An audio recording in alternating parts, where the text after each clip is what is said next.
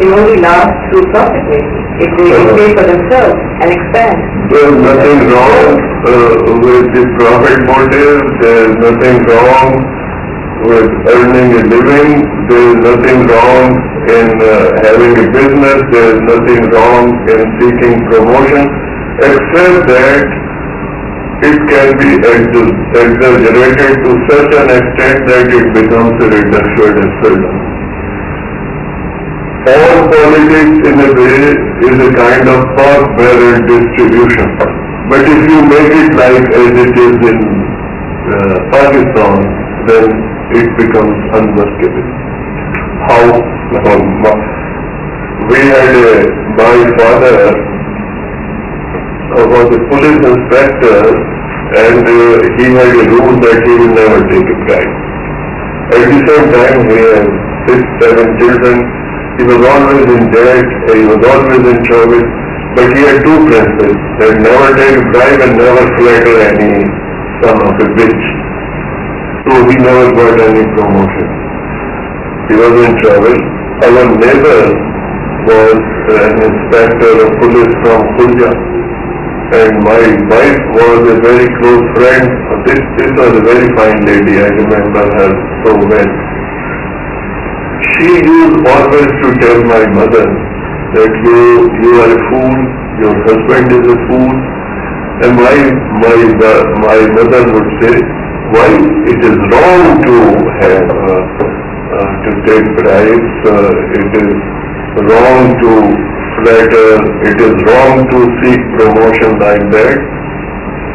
And her answer was, yes, it is wrong if you make it like namak mein aata, but if it is like aata mein namak, then if it is controlled, then maybe it's not like this. Now,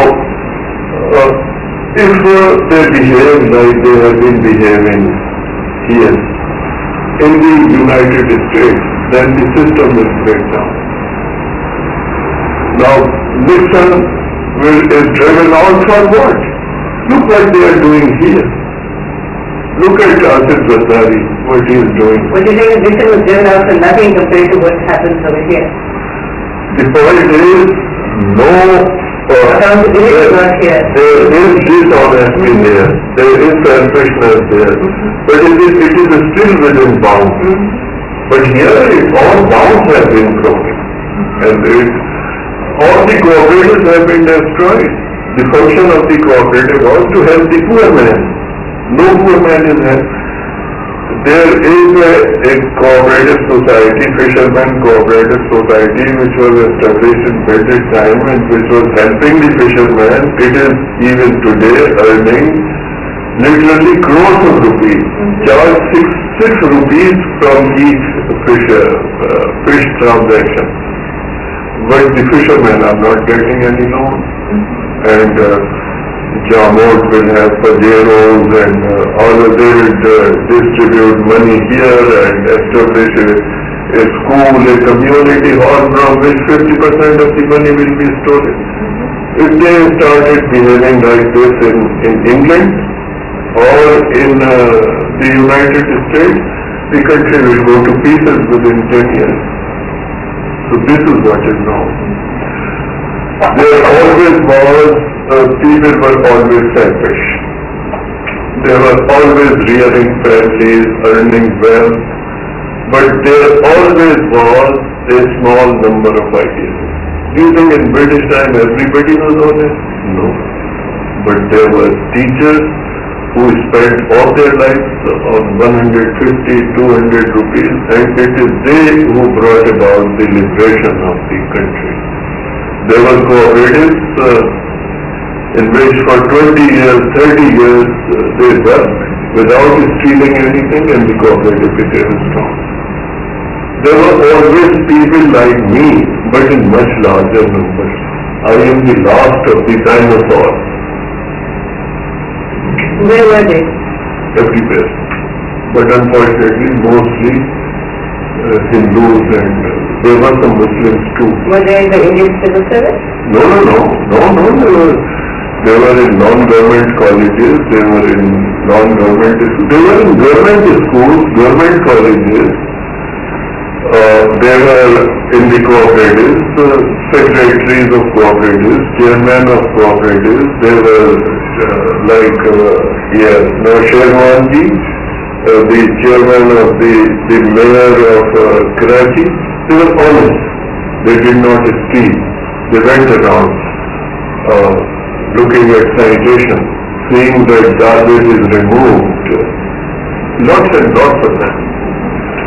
But when Pakistan came, the one thing that we did was to drag away the Hindus and the Sikhs.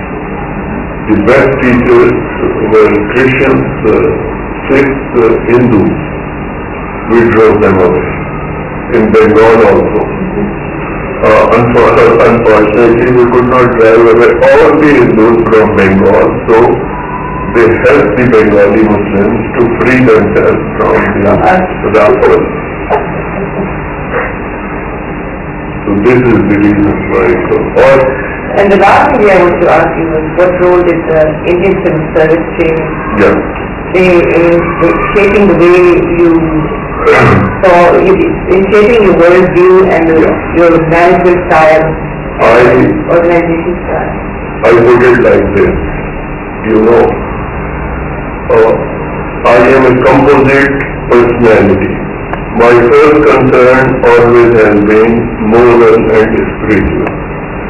There, my main source of teaching initially was Rumi, the Islamic Sufis, Al-Ghazali.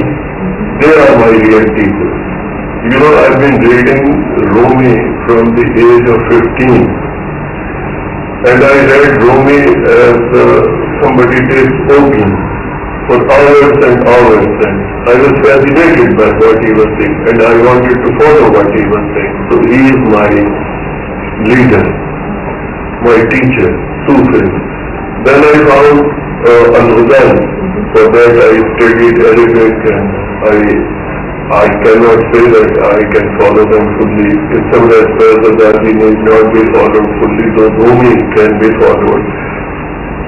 Then I found Tolstoy, and what he was saying, that live very simply, don't live luxuriously, work very hard, live very simply. That was what Socrates also was saying, that was what Buddha also was saying. So it was said that these are my teachers, moral and spiritual.